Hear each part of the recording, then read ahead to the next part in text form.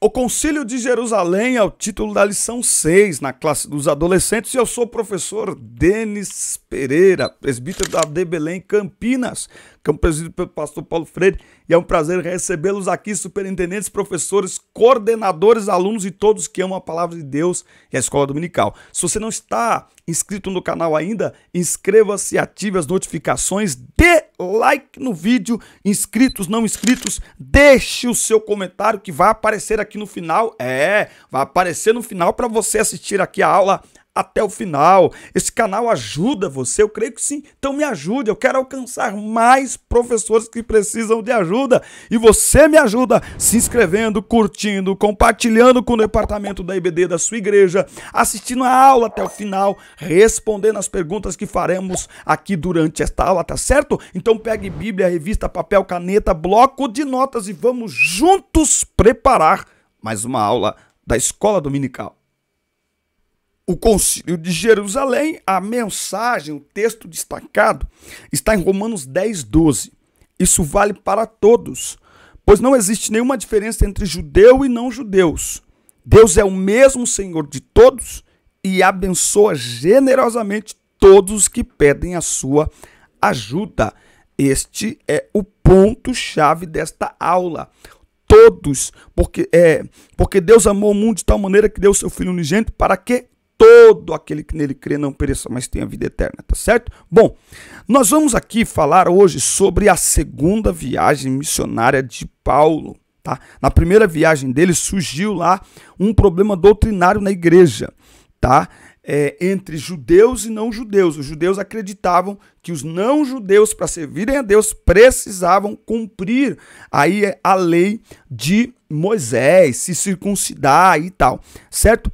Então, a igreja fez o quê? Ela enviou Paulo, Barnabé e outros irmãos para uma reunião em Jerusalém com os apóstolos de Jesus, Pedro, Tiago, João, aqueles que andaram com Jesus e outros líderes, ok? Então é isso que nós vamos tratar aqui nesta aula de hoje, lembrando a você que tem 3 links aqui, rapidinho, irmão, é o jabá, você precisa me ajudar, irmão, não fica bravo comigo, fica enrolando, não, irmão, é para você me ajudar, irmão, isso aqui dá trabalho, irmão, e você sabia que o YouTube pode financiar o meu trabalho com a sua ajuda? Isso mesmo, clica no valeu, deixa a sua contribuição e também olha aí na descrição do vídeo, tem 3 links importantes para você. Um é do meu WhatsApp, para contato para ministrações. Será um prazer atender a sua igreja, congressos, eventos, culto na rua, culto na praça. Atendemos todo o Brasil, Estados Unidos, Canadá, Europa, Índia, China, onde nos chamar. Será um prazer atender os irmãos com a bênção do nosso pastor, é claro. Então, contatos para ministrações estão aí. Estaremos agora em Tangará da Serra, enfim, aqui na minha região, eu viajo quase todo final de semana. Também tem um link aí para professores no WhatsApp. Professores no WhatsApp, irmão, dá uma olhada aí. 6 grupos de professores do Brasil inteiro interagindo semanalmente para a preparação da próxima aula, e um outro link que é para você baixar slides, comentários e muito mais em PDF gratuito para você. E uma pergunta para você responder aí agora rapidinho. Você já fez algum tipo de treinamento específico para professor da escola dominical? Gostaria de ser treinado por mim via vídeo? Responde aqui para mim nos comentários, eu quero saber. Quem pode servir a Deus é o tópico 1. Quem pode servir a Deus? O evangelho tinha ultrapassado as fronteiras da comunidade judaica. Muitas pessoas não judias, tá? Então, os gentios, né? Quem são os gentios? Todos os não judeus. Eles estavam se convertendo, afinal de contas, esta era a ordem de Jesus. E de por todo mundo e pregar o evangelho a toda a criatura. A mentalidade do judeu, né? Dos cristãos judeus, no primeiro momento, era os judeus. Toda criatura, judeus. Jesus é o Messias prometido para quem? Para Israel, mas como ele veio para os seus e os seus não receberam, então Deus deu a todos o poder de serem chamados filhos de Deus, certo? E em Atos 1:8, ele diz assim, e há de ser que derramarei sobre vós o meu espírito, sereis testemunhas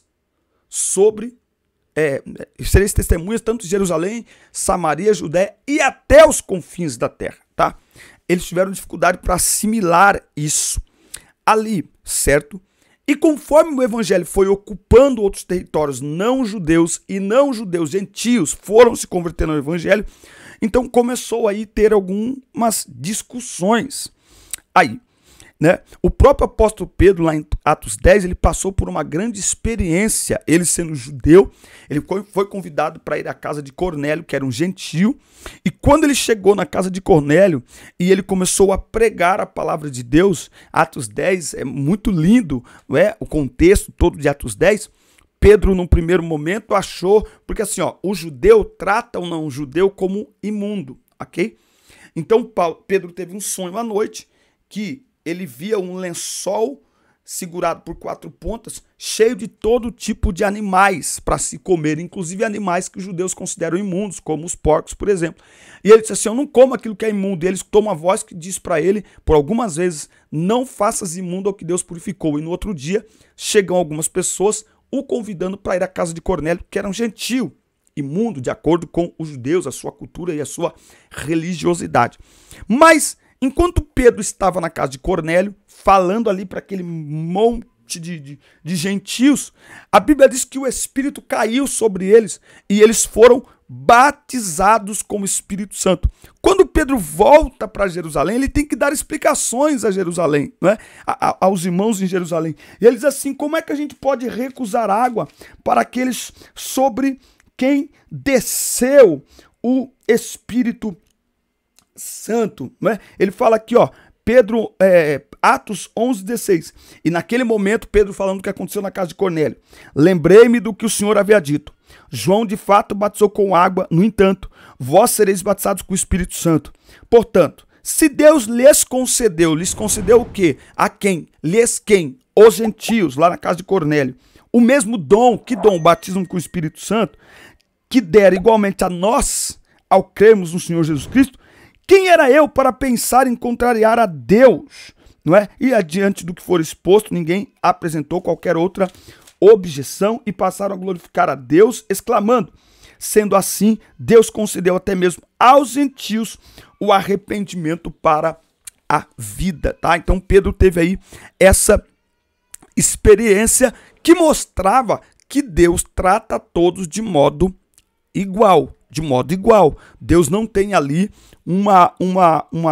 um tratamento diferente, porque um é judeu e o outro não é judeu. Deus não tem isso. Eles se reuniram para discutir sobre isso, e a decisão final, portanto, foi a de que qualquer pessoa, não importando sua origem, poderia crer em Jesus e servir a Deus. O entendimento foi que o Senhor perdoou os pecados tanto dos judeus como dos gentios, tá? Então essa foi a grande lição, tá? E qual que é a grande lição para nós hoje? Quem que pode servir a Deus?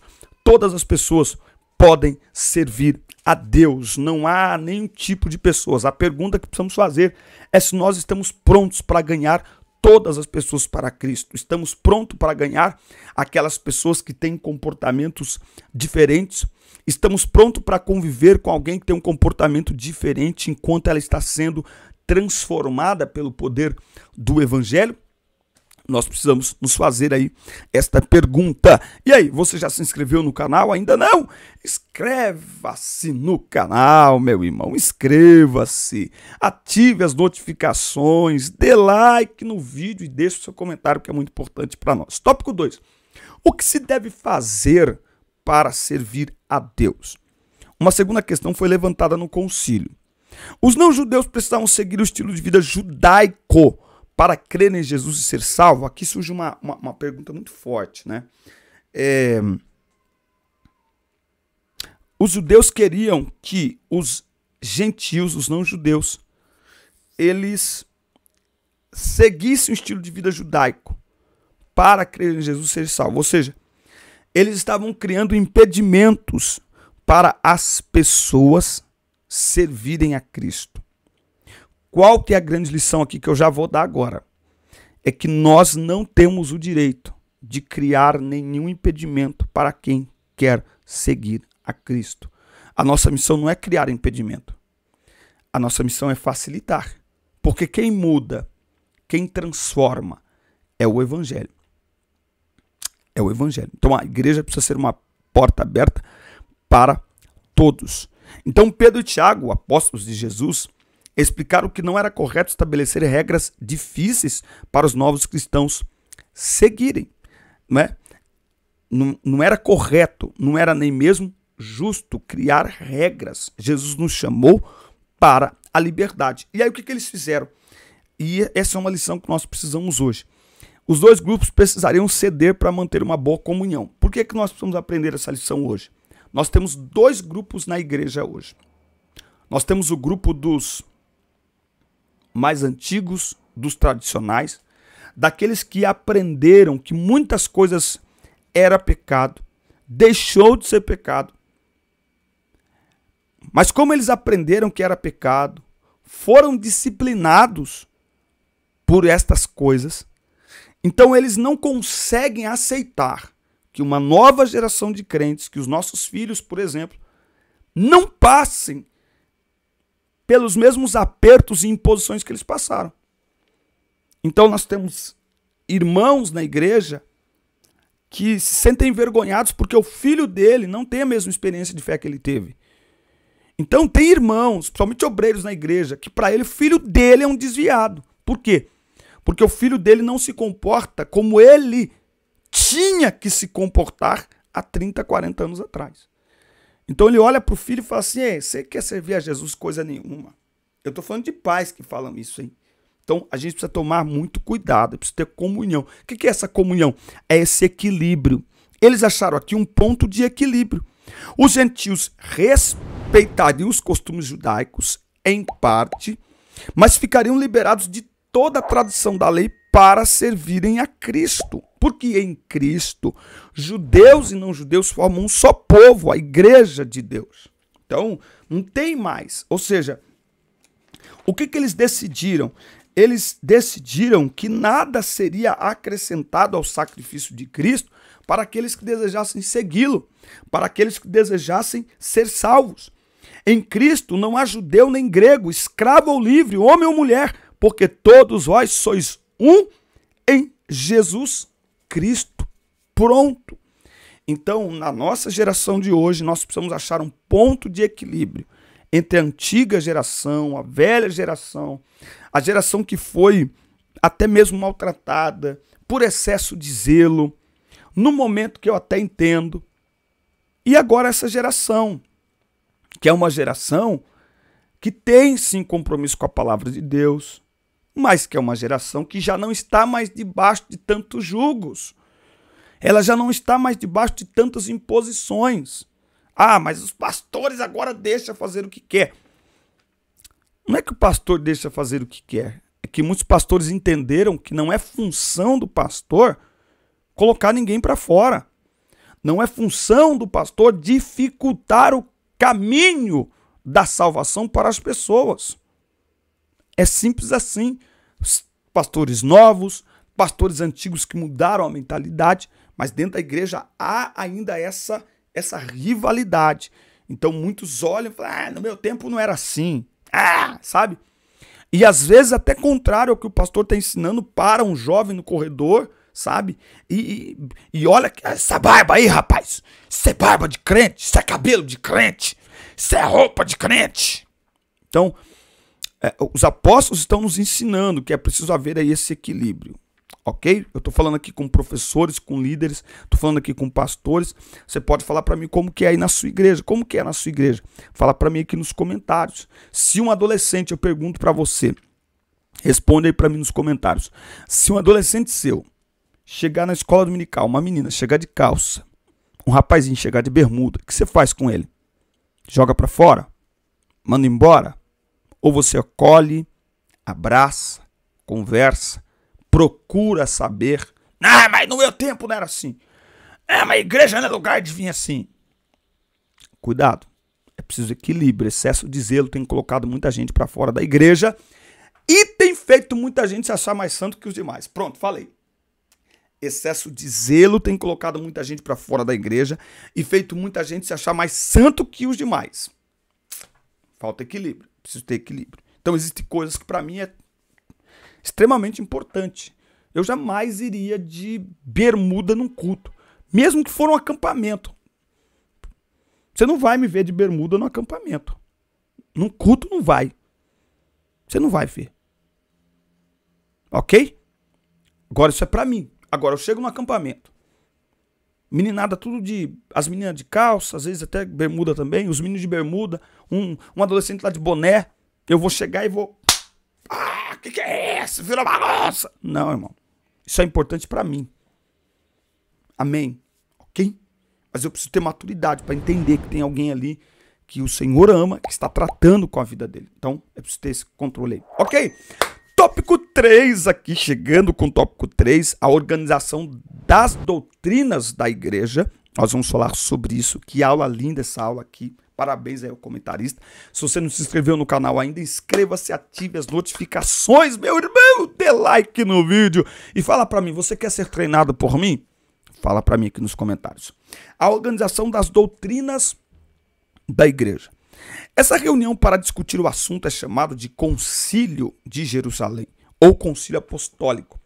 Foi o primeiro encontro oficial da igreja para debater um assunto doutrinário. Você sabe o que é doutrina, professor? Eu fui agora para uma reunião de ministério, o pastor perguntou para mim qual a diferença entre usos e costumes e doutrina bíblica. Tem muita gente confundindo usos e costumes com doutrina bíblica. Sabe a diferença? Usos e costumes são temporários, regionais, locais, ok? Flexíveis. E doutrinas bíblicas são universais, imutáveis, ok? Eternas. Dizem respeito à nossa salvação, né? Dizem respeito à nossa salvação. Se a pessoa não acreditar na doutrina da graça de Deus, na doutrina de Cristo, não acreditar que o sacrifício de Cristo é suficiente para a salvação e perdão de pecados, se ela achar que tem algo a mais, ela pode perder a salvação, tentando ganhar aquilo que Cristo já conquistou. Agora, e os costumes? Não, é local, é regional, ok? Como que fala? Tem fundamentos bíblicos, mas não são bíblicos. Ou seja, não tem o peso bíblico de imutabilidade.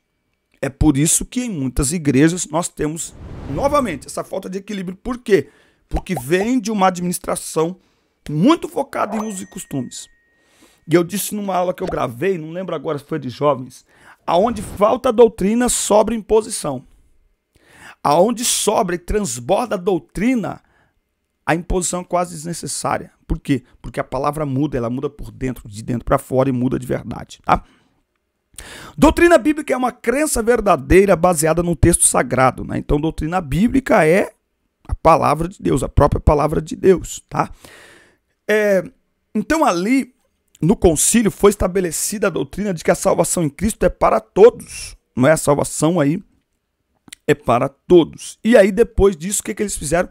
Eles divulgaram essa decisão do concílio, escrevendo uma carta com as orientações sobre como os gentios deveriam se comportar após declararem a fé em Jesus.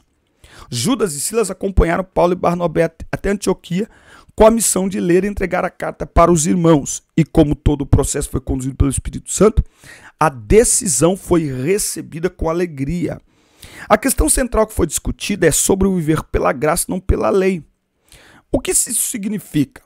Significa que quando uma pessoa decide servir a Jesus, basta crer que ele é o Salvador que morreu na cruz e ressuscitou. Crer nele como filho de Deus. Viver pela graça é aceitar esse presente dado por Deus, crer em Jesus e viver por ele. Não tem que se tornar judeu, nem seguir as regras da lei de Moisés para crer em Jesus e receber a salvação. Vamos trazer para nós? Ele não tem que se render às regras da igreja para ser salvo. Meio polêmico isso aqui, né? Mas é o que está na revista e é o que está na palavra. Assim como os gentios não tinham que se render às práticas judaicas para serem salvos, para serem reconhecidos como integrantes da igreja de Cristo, as regras, ou seja, as leis judaicas, mosaicas, não sobrepõem ao evangelho. As regras locais da igreja, o estatuto da igreja também não sobrepõem a palavra de Deus. Não sobrepõe. Estamos falando para adolescentes. Gente, eu falo como pai. Nós estamos perdendo muitos adolescentes. porque está faltando doutrina, aonde muitas vezes está se colocando acima da palavra, acima da doutrina, o que é aceitável ali naquele lugar. E aí cria-se uma rivalidade, como dois partidos dentro da igreja. O partido daqueles, aprendi assim, da minha época era assim, porque tem que ser assim. E um partido de outros meninos que vêm, inclusive lendo a palavra de Deus e olhando e dizendo, não, não é assim. Não está na Bíblia. E aí, como conversar? Então, essa grande lição nos ensina, aqui, falando para professores agora, para pastores, aqui me permita, ela nos ensina a achar esse ponto de equilíbrio, que a igreja achou. Um ponto de equilíbrio, onde os judeus não se sentiam desrespeitados, mas também não se viam no direito de obrigar os não-judeus a fazer aquilo que eles faziam para serem salvos. E os gentios não se viam obrigados a seguir o comportamento judaico, mas também não estavam soltos de qualquer forma. Então é preciso achar aí um ponto de equilíbrio. Esse concílio, ele trouxe um ponto de equilíbrio para que a igreja de Jesus Cristo não sofresse, não perdesse, continuasse avançando e continuasse crescendo. Essa é a grande lição dessa aula. Nós precisamos, pastores, líderes, professores, nos unir para ganhar, para conquistar, para alcançar. Caso contrário, sinto muito, continuaremos perdendo. As biqueiras, as penitenciárias continuarão cheias de filhos de crentes, muitos dos quais não é só o fato de serem rebeldes, de fazerem escolhas erradas, não. Infelizmente, muitos que estão lá foram lançados para fora, porque foi pela tentativa de colocar sobre eles um jugo que não precisa ser carregado, porque o jugo de Jesus tem jugo, o evangelho tem jugo. Evangelho é cruz, mas o jugo de Jesus é suave e o fardo dele é leve, possível de carregar. Então qualquer zelo que coloque a pessoa para fora precisa ser revisto. Tô falando o que tá na revista, irmão. Não tô. Não tô. É isso. Amém, meus amigos? Essa foi nossa aula de hoje. Lembra que tem dinâmica no blog da irmã Helena, Adália Helena, tá? adaliahelena.blogspot.com. Entra lá, faça a tua dinâmica, assista, curta, compartilhe, inscreva-se no canal. Ótima semana para todos. Fiquem com Deus. Forte abraço. Nos vemos na próxima semana e não se esqueça que o seu comentário vai começar a aparecer aqui agora. 3, 2, 1. Deus abençoe.